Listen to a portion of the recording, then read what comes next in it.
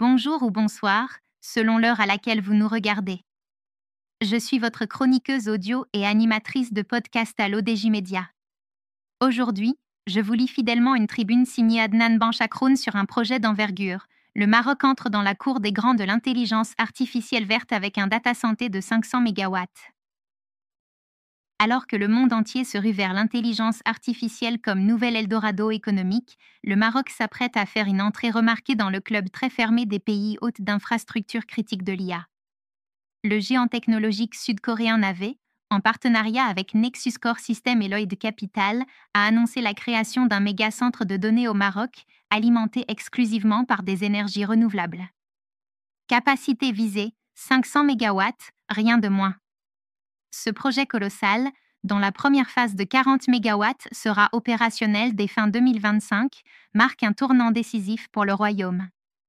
Il ne s'agit pas simplement de construire des serveurs ou de stocker des données, mais de positionner le Maroc comme un hub stratégique pour une IA souveraine au service de l'Europe, du Moyen-Orient et de l'Afrique. L'auteur précise que ce méga-projet ne se limite pas à une infrastructure, il reflète une volonté stratégique. Ce projet, à la croisée des enjeux climatiques, géopolitiques et économiques, illustre une ambition claire, héberger l'infrastructure fondamentale de l'intelligence artificielle de demain, tout en respectant les engagements environnementaux. Grâce à un partenariat énergétique avec Taka Morocco, leader national de la production d'électricité, ce data center sera alimenté exclusivement par des sources renouvelables, notamment solaires et éoliennes. Avec une capacité cible de 500 MW, il se positionne parmi les plus grands d'Afrique et pourrait même, à terme, rivaliser avec certains géants européens. Pour rappel, un data center classique de grande échelle opère généralement entre 100 et 300 MW. L'auteur ajoute que le choix du Maroc n'est pas un hasard mais une décision mûrement réfléchie.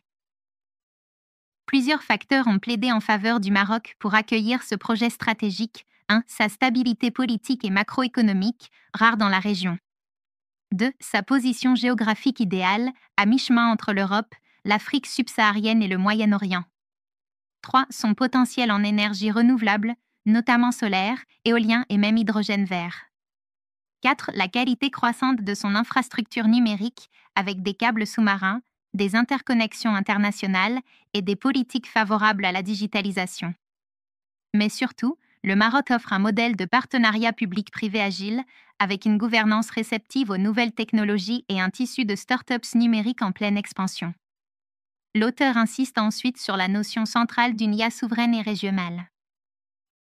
L'objectif affiché est clair, créer une alternative technologique crédible aux hyperscalers américains ou chinois, dans un contexte mondial où la souveraineté numérique devient un enjeu central.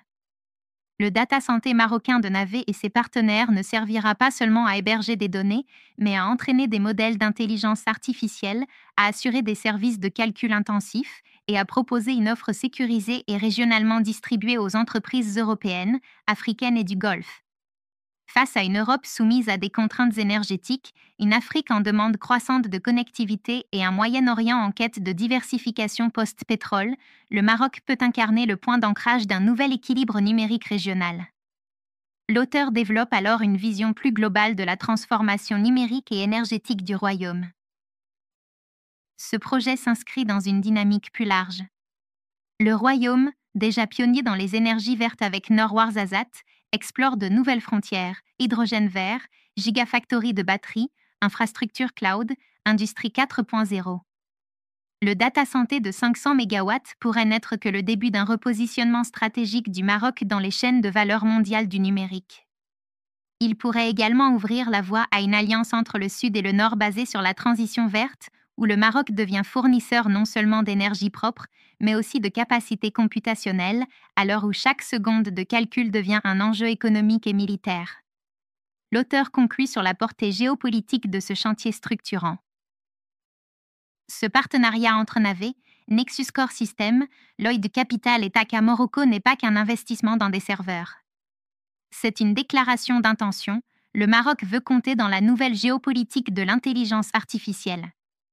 Il veut être un acteur stratégique, un fournisseur de confiance, une plateforme d'innovation verte. Le chantier ne fait que commencer, mais les fondations sont là.